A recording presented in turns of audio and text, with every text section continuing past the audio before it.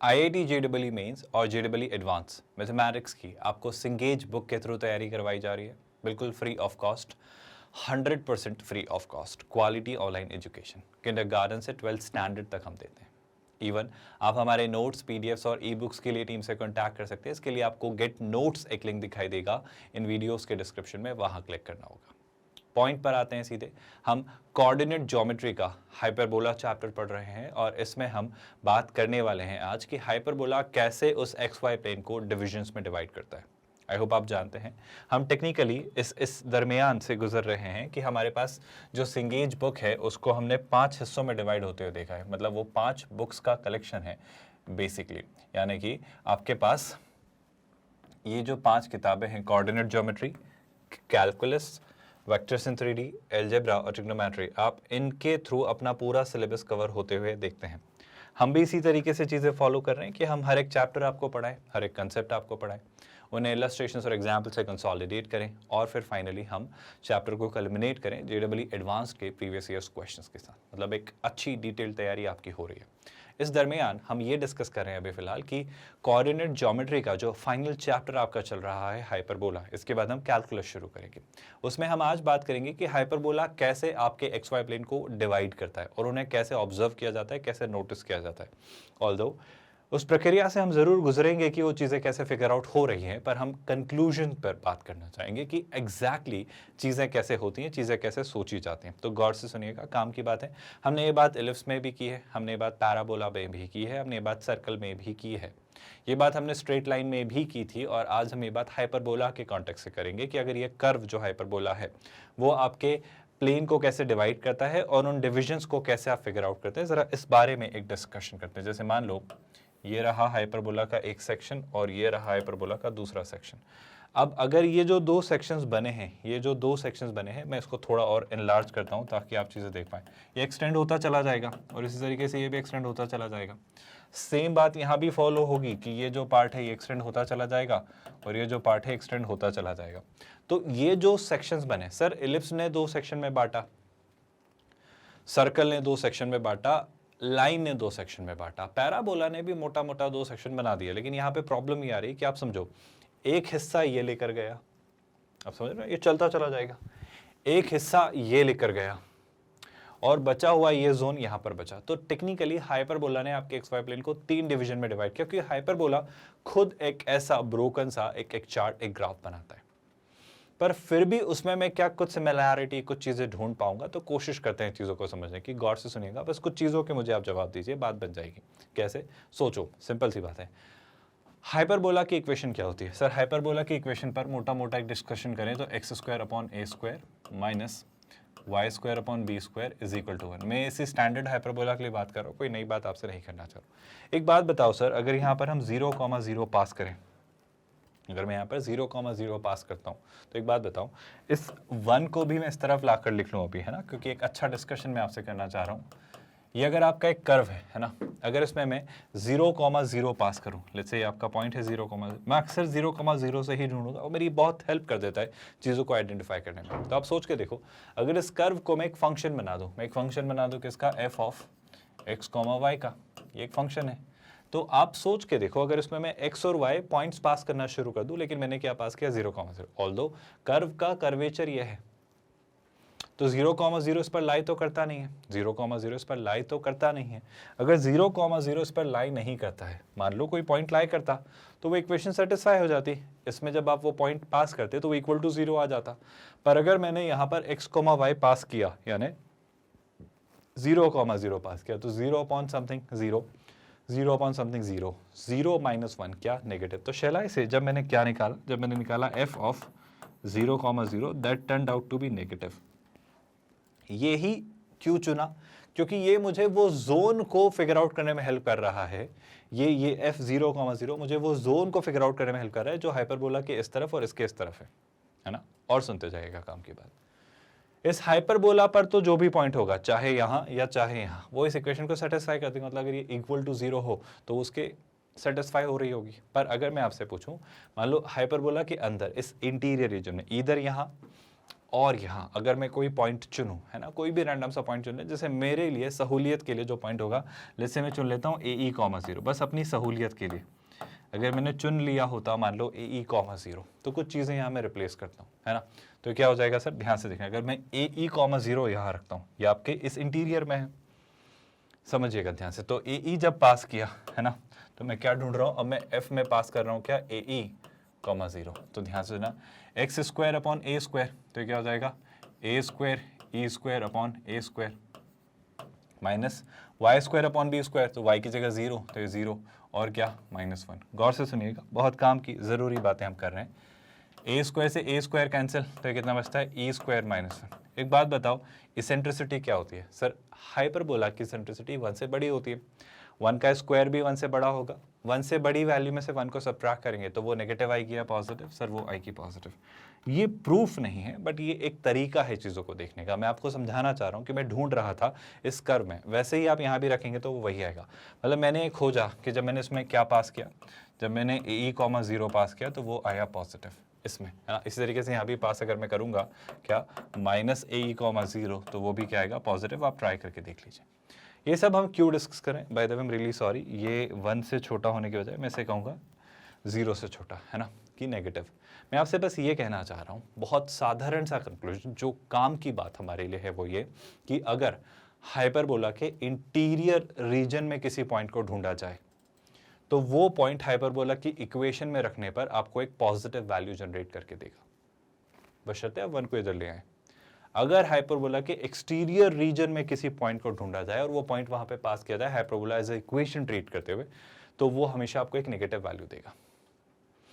Confusing तो नहीं है ये बात बहुत क्लियर से मैनर में समझ आई है, इसमें कहीं पर भी कोई डाउट तो नहीं है। बहुत सॉर्टेड सी सिस्टमैटिक सी बातें हमने कही हैं, कहीं कुछ हमने नई बात नहीं की। इस बात को थोड़े और अलग तरीके से समझते हैं। मैंने बस एक आइडिया आपको देने की कोशिश की कि मैं जनरली ऐसे सोचता हूँ, बट ये क्या कह रहा है वो समझते हैं भाई। अगर एक स्टैंडर्ड इक्वेशन है आपके हाइपरबोला की जो हम ये लिखते हैं, अगर मैं इसको एक इक्वेशन को इस फंक्शन की तरह ट्रीट करूं, एस एक्स कॉमा वाई में एफ ले लिया था उसने एस ले लिया, तो अगर मैं इसे एक फंक्शन की तरह ट्रीट करूं, है ना। अब अगर मैं हाइपरबोला के ग्राफ को देखूं तो उसने 2 रीजन में मेजरली डिवाइड किया है। एक तो वो रीजन जो सेंटर को कंटेन करता है ना, ओरिजिन को कंटेन करता है, और एक जो फोकाई को कंटेन करता है। तो टेक्निकली आपके कुछ इस तरीके से ये 2 रीजन्स हैं, एक तो आपका ये रीजन और ये रीजन जो सेम है, और एक आपका तीसरा रीजन जो आपको इस तरीके से कंटेन्ड है।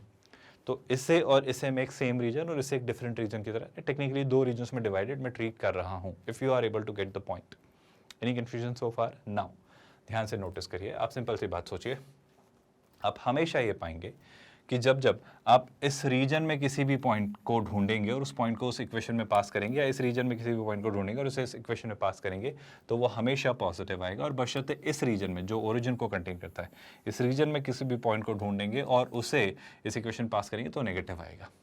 मैं सीधे कंक्लूजन पर बात कर रहा हूँ, प्रूफ दिया जा सकता है, और ऐसा प्रूफ हमने सर्कल, पैराबोला, एलिप्स में निकाला है। हम एक पॉइंट चुन लेते हैं, उसको यहाँ रखते हैं, नीचे रखते हैं और ऊपर रखते हैं, तो वो नेगेटिव पॉजिटिव आता है और 0 आता है। यहाँ रखेंगे तो 0 क्योंकि सेटिस्फाई करेगा, नीचे रखेंगे तो पॉजिटिव आ जाएगा और ऊपर रखेंगे तो नेगेटिव आएगा। ये एक एग्जाम्पल से मैंने फोकाई से और ओरिजिन से आपको देने की कोशिश भी की, आप ऐसे ही याद रखिएगा, है ना। तो इस कंक्लूजन के साथ हम कुछ बातें सही से निकालना चाह रहे हैं, ध्यान से सुनिएगा।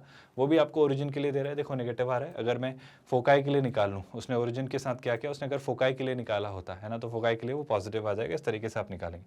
उसने ये वाला हाइपरबोला भी ले लिया जो आपका कॉन्जुगेट हाइपरबोला होता है, उसमें चीज़ें उल्टी होती हैं।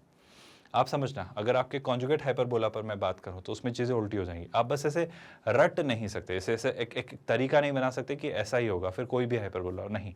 आप हमेशा ओरिजिन और फोकाई से ढूंढ के चलो। जैसे कि क्या, पहले तो एक बात समझो, आप बात समझो, सुनना।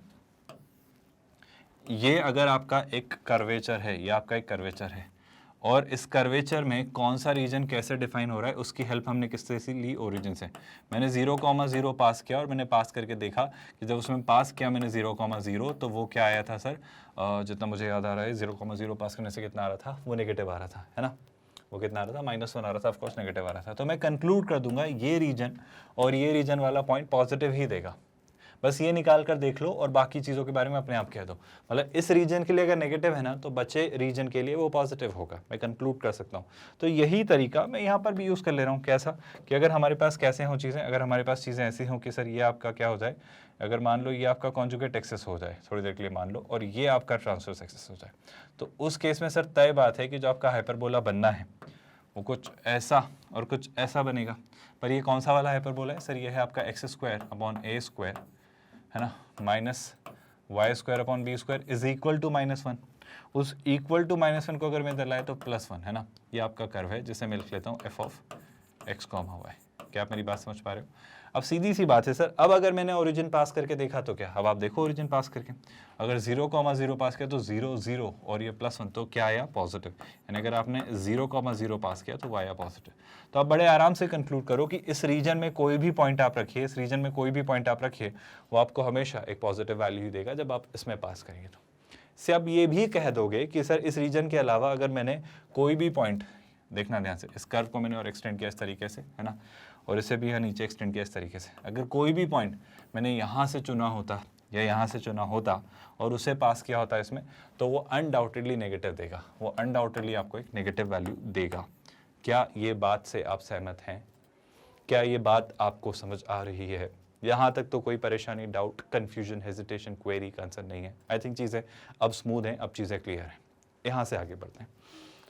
यहाँ से आगे बढ़ने पर यही बात निकल कर आ रही है जो मैं आपसे कहना चाह रहा हूँ। तो अगर आपका हाइपरबोला कॉन्जुगेट वाला हाइपरबोला हो गया ना, आपका वो एक्स एक्सिस को ट्रांसफर से कॉन्जुगेट एक्सिस की तरह ट्रीट करते हुए बन गया, तो इस तरीके से बन गया।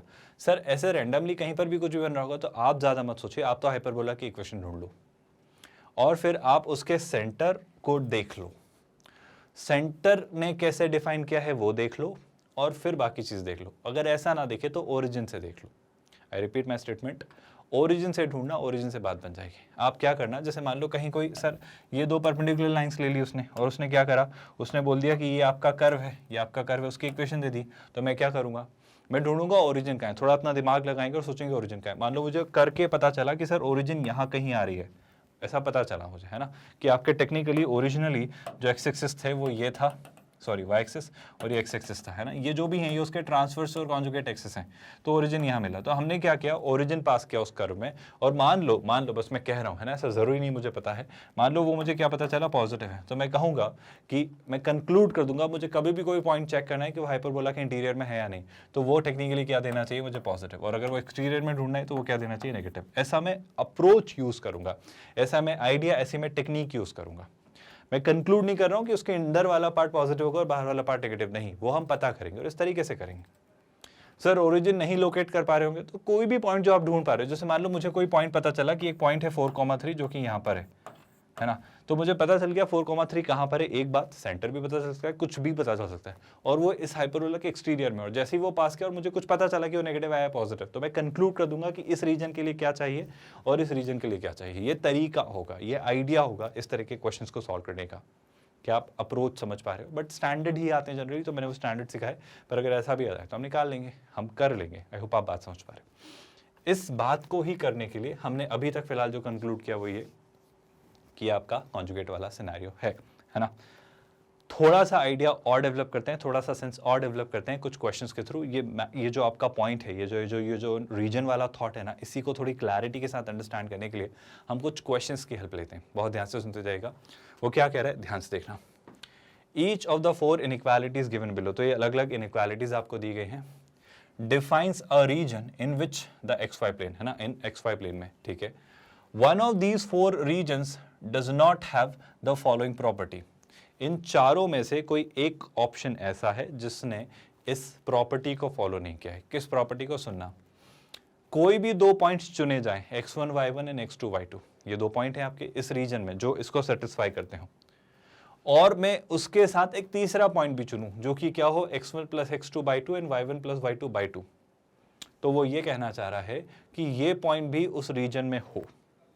तो वो ये पूछ रहा है कि इस कंडीशन को, ये जो कंडीशन है, इस कंडीशन को इनमें से 3 ऑप्शन सेटिस्फाई करते हैं पर एक नहीं करता है। वो कौन सा ऑप्शन है ये आपको ढूंढ के बताना है। क्या आपको क्वेश्चन समझ आ रहा है? एक एक करके करते हैं, मैं आपको पूरा क्वेश्चन भी समझाऊंगा, पर पहले सुनना। क्या मैं इसे सोच सकता हूँ? पहले तो ना आप इनइक्वालिटी का साइन हटा दो, आप इनइक्वालिटी का साइन हटा दो और आप इसे इस तरीके से सोचो कि सर सीधी सीधी सी बात है, मैं इक्वल लगाता तो क्या होता? तो एक कर्व बनता, एक ग्राफ बनता, एक कुछ ड्रॉ होता और फिर हम वो लेस देन ग्रेटर देन सोचेंगे। क्या आप मेरी बात समझ पाए? तो यहाँ पे अगर मैंने सोचा तो ये क्या बन रहा है, इस पे पहले ऑप्शन 1 पे बात करते हैं। X square plus 2y square is equal to 1। मैं पहले इसे ड्रॉ करता हूँ। हम इनइक्वालिटी को कन्वर्ट कर लेंगे इक्वालिटी में और उसे कुछ इस तरीके से ट्रीट करके ग्राफ ड्रॉ करेंगे, फिर वो जो भी चाह रहा था वो बना लेंगे, है ना। अगर मैं इसे थोड़ा ठीक से लिखूँ ना तो मुझे ये एक एलिप्स बनता हुआ दिख रहा है sir, x square upon 1 plus y square upon 1/2 is equal to 1। अगर आप सब मेरी बात से सहमत हैं तो सर ये एक एलिप्स है, बहुत बढ़िया। अगर ये एक एलिप्स है तो क्या, अगर ये एक एलिप्स है तो मैं इस एलिप्स को ड्रॉ करता हूँ। सर देखो 1/2 से बड़ा है, मतलब a स्क्वायर b स्क्वायर से बड़ा है, मतलब इसका मेजर एक्सिस एक्स एक्सिस ही होगा। एक स्टैंडर्ड एलिप्स है, अगर आप ज़्यादा चीज़ों को कंफ्यूज ना करें तो। क्या आप मेरी बात से सहमत हैं? और इस स्टैंडर्ड एलिप्स में चीज़ें इस तरीके से बन रही होंगी। ये भाग क्यों जाता है एलिप्स अक्सर, है ना। इस स्टैंडर्ड एलिप्स में चीज़ें कुछ इस तरीके से बन रही होंगी। अब आप एक बात बताओ, उसने क्या कहा? उसने ये नहीं कहा था, उसने चाहा था आपसे वो रीजन ढूंढना कि x square plus 2y square आपका लेस देन 1 हो, लेस देन इक्वल टू 1 हो। इक्वल टू भी लगा था, बहुत बढ़िया। मैं कैसे ढूंढूंगा? मैं अक्सर इसको ओरिजिन से ही हेल्प लूंगा। सर ओरिजिन बताओ किधर है? सर ओरिजिन एलिप्स के अंदर है, तो मैं ओरिजिन को देखता हूं, क्या वो इसको सेटिस्फाई करता है? 0 0 0 0 is less than equal to 1 satisfy हुआ, मतलब ओरिजिन ने इसको सेटिस्फाई किया। ओरिजिन किधर है? सर इस एलिप्स ने एक्स वाई प्लेन को दो हिस्सों में डिवाइड किया था, एक तो बाहर वाला रीजन और एक अंदर वाला रीजन। तो हमारे लिए 0,0 ने इसको सेटिस्फाई किया, मतलब किस रीजन की बात हो रही है? सर 0,0 उसके बाहर या अंदर? अंदर, तो अंदर वाले रीजन की बात हो रही है। मतलब वो सारे पॉइंट्स जो इसके अंदर हैं, वो सारे पॉइंट्स जो इसके अंदर हैं, वो सारे पॉइंट्स इस पर्टिकुलर सिनेरियो को सेटिस्फाई करेंगे। क्या ये बात आपको समझ आई? अब उसने क्या कहा था, सुनिएगा ध्यान से। आप इसमें दो पॉइंट्स ढूंढ लीजिए, आप इसमें दो पॉइंट्स मान लो। जैसे मैंने एक पॉइंट ले लिया ए, जिसके कोऑर्डिनेट्स हैं x1 y1, और एक पॉइंट ले लिया कहीं यहाँ लेट्स से बी, जिसके कोऑर्डिनेट्स हैं x2 y2। सुन रहे हैं आप लोग? और उसने एक तीसरा पॉइंट भी आपसे लेने को कहा था। वो कुछ इस तरीके से था, अगर आपको देखते ही बराबर समझ आया हो तो, कि सर वो जो पॉइंट था वो इन दोनों का मिड पॉइंट था, क्योंकि वो पॉइंट था x1 plus x2/2 comma y1 plus y2/2। तो उसने ये कहा था कि क्या ये तीनों पॉइंट्स उस रीजन में लाई करते हैं? तो हमने वो रीजन ढूंढा और उस रीजन में मैंने दो पॉइंट्स चुने, ए और बी। वो हाँ सर उसके अंदर थे। तो जो थर्ड पॉइंट है, जो कि उनका मिड पॉइंट है, क्या वो भी उस रीजन में लाई करता है? हाँ सर करता है। तो ऐसी कंडीशन को ये फुलफिल कर रहा है क्या? हाँ ये कर रहा है। तो ये हमारा आंसर नहीं है। हमें वो ऑप्शन ढूंढना है जो इस कंडीशन को वायलेट कर दे। किस कंडीशन को? कि अगर आपने दो पॉइंट्स चुन लिए जो उस रीजन में लाई करते हो, फिर भी वो जो उनका मिड पॉइंट हो वो उस रीजन में ना लाई करे, तो वो आपका आंसर होगा। आई होप आपको क्वेश्चन समझ आ रहा है। तो फर्स्ट ऑप्शन तो आपका आंसर नहीं, बट आपको मैं अप्रोच समझाना चाह रहा था कि चीज़ें कैसे करेंगे, चीज़ें कैसे सोचेंगे, ये आइडिया आपको क्लियर हो। इनइक्वालिटीज पर बेस क्वेश्चंस कैसे करते हैं, ये आइडिया मैं आपको देना चाह रहा हूँ। यहाँ से अगर मैं आगे बढ़ा तो नेक्स्ट ऑप्शन पे आते हैं। Second option, maximum of mod x comma mod y less than equal to 1। सुनिएगा ध्यान से। उसने कंडीशन क्या डाली आपसे? उसने कंडीशन डाली maximum of mod x comma mod y is less than equal to 1। अब मेरा क्या थॉट है, आप सारी बातें छोड़ो, हम फिर से इसे इनइक्वालिटी क्यों बना रहे हैं? हम इसे इक्वालिटी से ट्रीट करें, पर सर ये मैक्सिमम तो बहुत कंफ्यूज कर रहा है हमें। मैक्सिमम का क्या करें? आप एक सिंपल सी बात करो, आप एक छोटी सी बात बताओ। हम ऐसे सोचते हैं, गौर से सुनना। मैं यहाँ पर इसको ऐसे सोचता हूँ, मॉड एक्स और मॉड वाई में जो भी मैक्सिमम है निकाल लेंगे, है ना। पर उसके पहले मैं इसको अगर अलग अलग ट्रीट करूँ तो मुझे दो बातें मिल रही हैं सर। एक तो मॉड एक्स मिल रहा है ना, और मॉड एक्स क्या है? Less than equal to 1। और एक आपको क्या मिल रहा है? मॉड वाई, जो कि क्या है? Less than equal to 1। हाँ सर, ये दोनों बातें तो हैं कि मॉड एक्स जो है वो लेस देन इक्वल टू 1 है और मॉड वाई भी जो है वो लेस देन इक्वल टू 1 है। बिल्कुल सही बात है, लेकिन इसमें हो क्या रहा है? अच्छा, कोई कहे मॉड एक्स जो है अगर वो लेस देन इक्वल टू 1 है, मैं इस बात पर आ रहा हूँ, मैक्सिमम वाली बात पर पहले ये सुनो। कोई कहे मॉड एक्स जो है वो लेस देन इक्वल टू 1 है, मतलब क्या? मतलब एक्स जो होना चाहिए सर वो आपका -1 से 1 के बीच होना चाहिए। y जो है आपका वो भी आपका -1 से 1 के बीच होना चाहिए, है ना। और मुझे क्या ढूंढना है? मुझे मैक्सिमम ढूंढना है। मुझे क्या ढूंढना था सर? मॉड एक्स और मॉड वाई जो दोनों हैं, अगर वो less than equal to 1 condition रखते हुए मैं ढूंढूं कि इनमें मैक्सिमम पॉइंट कौन सा है, तो मैं थोड़ा सा एक आइडिया आपको देने की कोशिश करता हूँ। ध्यान से देखना, आपको क्लियर हो जाएगा कि मैं क्या कहना चाह रहा हूँ। सारी बातें छोड़ो, इस बात को देखो, इस बात को थोड़ा अच्छे से समझते हैं। कोई कभी भी अगर मुझसे कहे maximum of mod x mod y, है ना, और हमें क्या चाहिए, हमें चाहिए this needs to be less than equal to 1। मैं कुछ पॉइंट्स चुनता हूँ और आपको समझाने की कोशिश करता हूँ, गौर से देखना। पहले तो एक बात बताओ, कोई भी रैंडम कोई भी कुछ पॉइंट्स चुनता हूँ और मैं आपको एक आइडिया देने की कोशिश करता हूँ कि एक्स और वाई को अगर मैं इस तरीके से चुनूँ तो बात कैसे बिगड़ेगी या बात कैसे निकल कर आ रही होगी। मैं कुछ पॉइंट्स चुन रहा हूँ, बहुत गौर से सुनना, आपको खुद ये बात क्लिक कर जाएगी और आप हमेशा इस बात को याद रखेंगे और आप हमेशा इस बात को अच्छे से समझ के रखेंगे। ध्यान से सुनते जाइएगा। जैसे मान लो मैंने x की वैल्यू 0 ली और y की वैल्यू 0 ली, 0 का मॉड 0 का मॉड 0 0, तो 0 और 0 में बड़ा कौन है, 0 ही बड़ा है, तो 0 क्या 1 से छोटा है, हाँ सर 1 से छोटा है, तो सेटिस्फाई कर रहा है, कोई दिक्कत तो नहीं है। अच्छा, मैं कुछ और पॉइंट लेता हूँ, लेट्स से मैं लेता हूँ क्या 1 और -3, 1 का मॉड 1, -3 का मॉड 3, 1 और 3 में बड़ा कौन है 3, क्या 3 1 से छोटा है, नहीं सर ये एक्सेप्ट नहीं है, एक्सेप्टेड ही नहीं है। अच्छा, और बात करते हैं, सुनते जाइएगा। सेम -3 1 लूंगा तो भी प्रॉब्लम आ जाएगी। अच्छा सुनते जाइएगा, अगर मैं लेता सर 1/2 और लेट्स से माइनस, ऐसे कुछ भी ले लेते हैं, लेट्स से -1/3, सुनते जाइएगा, दोनों का मॉड लिया तो 1/2 का मॉड 1/2, -1/3 का मॉड 1/3, 1/2 और 1/3 में बड़ा कौन है सर, क्लियर सी बात है 1/2, क्योंकि 0.33 है, ये 0.5 है, तो क्या 0.5 1 से छोटा है, हाँ सर छोटा है। क्या आपको कुछ पैटर्न दिख रहा है, क्या आपको एक क्लैरिटी दिख रही है कि सर टेक्निकली मेरे साथ कंडीशन ये है कि चाहे x की वैल्यू हो या चाहे y की वैल्यू हो, सिग्नेचर वाइज मैं बात नहीं कर रहा हूं, बस वो ये हो कि वो 1 से छोटी हो। आई रिपीट माई स्टेटमेंट, कंडीशन ये निकल कर आ रही है कि चाहे x की वैल्यू हो या चाहे y की वैल्यू हो, कंडीशन ये है कि वो बस 1 से छोटी हो। और ये बात इसने भी आपसे कही थी, अगर आपने यहाँ पर नोटिस की हो तो मैं इस बात को आपको दिखाने की कोशिश कर रहा हूँ। ये मान लो आपका है y एक्सिस और ये रहा आपका मान लो x एक्सिस, तो बस वो आपसे ये ढूंढवाना चाह रहा है, गौर से सुनना, कि सर x की जो वैल्यू हो वो बस ये रखो कि -1 या 1 से छोटी हो। टेक्निकली डिस्टेंस वाइज हो -1, मतलब 1 यूनिट डिस्टेंस से ज़्यादा ना हो। यानी कि जब आपसे कोई कहता है कि मॉड x जो है वो 1 से छोटा है, मतलब x एक्सेस पर आप 1 यूनिट डिस्टेंस से आगे मत जाना, मतलब 0,0 से अगर आप 1 यूनिट डिस्टेंस इधर गए तो 1 यूनिट डिस्टेंस इधर जाना है, इससे ज़्यादा मत जाना। सेम जब कोई कह रहा है मॉड y 1 से छोटा है, तो वो ये कहना चाह रहा है कि ओरिजिन से यानी 0,0 से आप 1 यूनिट डिस्टेंस से आगे मत जाना, और इधर भी अगर नीचे भी गए तो 1 यूनिट डिस्टेंस से आगे मत जाना। लेकिन टेक्निकली ये क्या है, ये कुछ पॉइंट्स हैं हमारे लिए।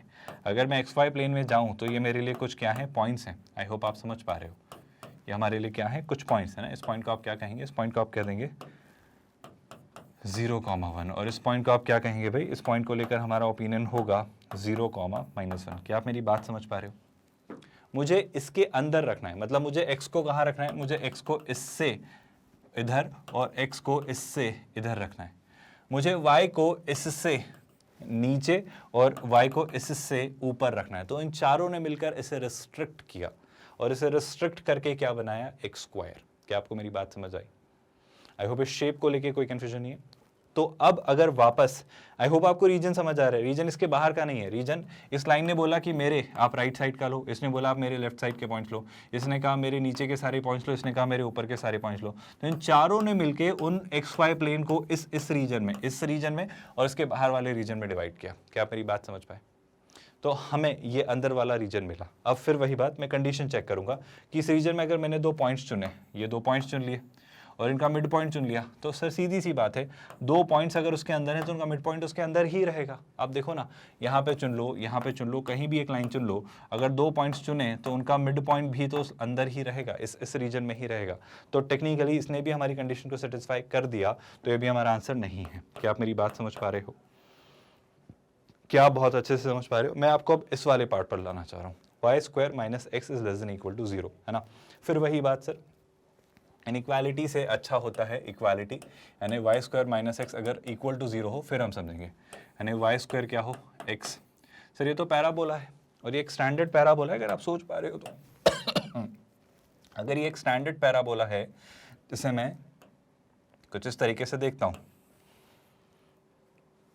तो मैं आपसे ये कहता हूँ, गौर से सुनिएगा भाई, कि देखो ये कुछ ऐसा हमारा एक स्टैंडर्ड पैराबोला होता है। सर फिर वही बात, इस पैराबोला में अगर मुझे कुछ ढूंढना है तो वो पॉइंट किधर होगा, कैसा होगा, क्या होगा, मुझे नहीं पता। मैं एक काम करता हूँ, मैं एक पॉइंट ले लेता हूँ, जैसे यहाँ कहीं, क्या मैं कह सकता हूँ यहाँ कहीं 1,0 होगा? बिल्कुल होगा, बहुत सारे पॉइंट्स हो गए, 1,0 भी होगा। तो अगर मैं वाई स्क्वायर माइनस एक्स को चाह रहा हूँ less than equal to 0, y square minus x को चाह रहा हूँ लेस देन इक्वल टू 0, तो देखते हैं भाई 1,0 ने कैसे सेटिस्फाई किया, गौर से देखिएगा। 1,0 जब पास किया तो x की जगह रखा 1, है ना, y की जगह रखा 0, 0 माइनस वन, और हाँ ये सर सेटिस्फाई कर रहा है। मतलब इस पैराबोला ने आपके एक्स वाई प्लेन को दो रीजन में डिवाइड किया, एक तो ये एक्सटीरियर और एक इंटीरियर, और इसने इसे सेटिस्फाई किया इनइक्वालिटी को। मतलब वो इस रीजन की बात कर रहा है, वो इस रीजन की बात कर रहा है। फिर वही कंडीशन में चेक करूंगा कि मैंने इस रीजन में 2 पॉइंट्स लिए, उनका मिड पॉइंट ढूंढा, 2 पॉइंट्स लिए, उनका मिड पॉइंट ढूंढा, 2 पॉइंट्स लिए, उनका मिड पॉइंट ढूंढा, तो हाँ सर ये तो सेटिस्फाई हो रहा है, ये तो वापस सेटिस्फाई हो गया कि 2 पॉइंट्स आप इस रीजन में चुनो तो उनका मिड पॉइंट भी। और सर ये तो हमें लग रहा है कि ऑप्शन 3 भी सही ही होगा, क्योंकि ये तो होना तय है ना, ये तो होना तय है। तो ज़रा इससे भी बात कर लेते हैं। ऑप्शन 3 को देखो क्या लिखा है। ऑप्शन 3 लिखा है x square minus Y square, equality में चेंज करके हम बात करेंगे। तो ये कुछ ऐसा बन रहा है सर, ये एक रेक्टेंगुलर हाइपरबोला है, अगर आपको याद आ रहा है, क्योंकि ए और बी सेम है, आपको दिख रहा है क्या। और रेक्टेंगुलर हाइपरबोला मतलब मैं सीधे सीधे अब ड्रॉ करता हूँ, अब चीज़ों की डिटेल्स में मैं नहीं जा रहा। अगर मैं एक रेक्टेंगुलर हाइपरबोला बनाऊँ तो जैसा भी वो हाइपरबोला बनेगा वो हमारा मैटर ऑफ कंसर्न नहीं है, वो इस तरीके से ही बन रहा होगा कि उसके ये आपके एक्स एक्सिस और वाई एक्सिस क्या रहे होंगे, ट्रांसवर्स और कॉन्जुगेट एक्सिस, है ना। अब इसमें फिर से वही बात मैं आपसे अगर पूछूँ, फिर से वही बात मैं अगर आपसे पूछूँ, है ना, मैं थोड़ी सी लिबर्टी लेना चाह रहा हूँ चीज़ों को ड्रॉ करते वक्त, कि ये रहा होगा, मान लो आपका क्या, ये रहा होगा आपका इधर वाला पार्ट, और ये रहा होगा आपका इधर वाला पार्ट। कोई कन्फ्यूजन तो नहीं है भाई इस बात को लेकर? अब गौर से सुनिएगा, एक छोटी सी बात बताओ, आपको दिख रहा होगा पर नहीं भी दिख रहा है तो बात करते हैं। ये है आपका ओरिजिन, इनइक्वालिटी क्या थी, इनइक्वालिटी थी x square minus Y square should be less than equal to 1। I hope यही था, x square minus Y square should be less than equal to 1। अब आप एक बात बताओ, क्या 0,0 ने इसको सेटिस्फाई किया? रख के देखो, 0 0 लेस देन इक्वल टू 1 नहीं है सर, 0 1 से छोटा है, आई एम रियली सॉरी, 0 0 0 1 से छोटा है, बिल्कुल सही बात है सर। अगर 0 0 1 से छोटा है मतलब इस बार कौन सा रीजन चुनना है, ये नहीं ये, मतलब ये जो बाहर का पूरा रीजन है, ये जो इनके एक्सटीरियर में जो रीजन है, ये जो सारा पूरा रीजन है, हमें ये चुनना है। क्या आपको ये बात समझ आई? अब अगर इस रीजन में मैंने 2 पॉइंट्स चुने, तो सर ये लो आपने 2 पॉइंट्स कहे, हमने चुन लिए, तो क्या इनका मिड पॉइंट इस रीजन में नहीं है? सर है, तो ये भी कहाँ से आंसर हुआ?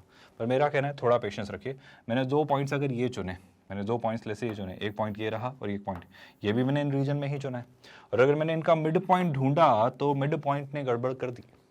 अब देखो इस शेप की खासियत ये थी कि हमने जब इस रीजन में ही वो दोनों पॉइंट्स चुने, सर लेट्स से ये चुना और ये चुना, तो ये दोनों पॉइंट्स उस रीजन में लाई करते हैं, लेकिन उनका मिड पॉइंट ढूंढा तो उस रीजन में लाई नहीं कर रहे। बस यही कंडीशन वो आपसे कह रहा था कि आप 2 पॉइंट्स ऐसे चुनो जो इस रीजन में लाई करते हों, लेकिन क्या उनका मिड पॉइंट भी उस रीजन में लाई करता है? अगर नहीं करता है, if that does not have the following condition, वो अगर इसको फॉलो ना करे, so that should be your answer. तो आपको समझ आया इनमें से कौन सा आपका आंसर होगा? थर्ड पॉइंट जो है, जो उस कंडीशन को फुलफिल नहीं कर रहा है, वो आपका फाइनल आंसर होगा। क्या एक बेहतरीन सिंपल सा डायरेक्ट सा सॉर्टेड सा क्वेश्चन समझ आया? आई होप कहीं से कहीं कोई मुश्किलात का सामना आपको नहीं करना पड़ा होगा। एक आसान, बेहतरीन, मजबूत सा एक क्वेश्चन जिसने काफ़ी इंसाइटफुली आपको हर एक चीज़ बताई। ये हम सिंगेज बुक के थ्रू आपको IIT JEE मेंस और JEE एडवांस मैथमेटिक्स की तैयारी करवा रहे हैं।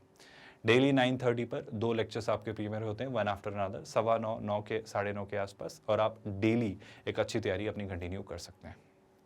आप हमारे नोट्स, PDFs और ई-बुक्स के लिए टीम से कॉन्टैक्ट कर सकते हैं। इसके लिए आपको गेट नोट्स एक लिंक दिखाई देगा इन वीडियोज़ के डिस्क्रिप्शन में, वहाँ क्लिक करके।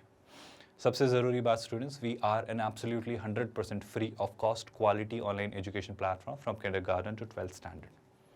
Let's call it a day here. ख्याल रखिए अपना। Thank you so much.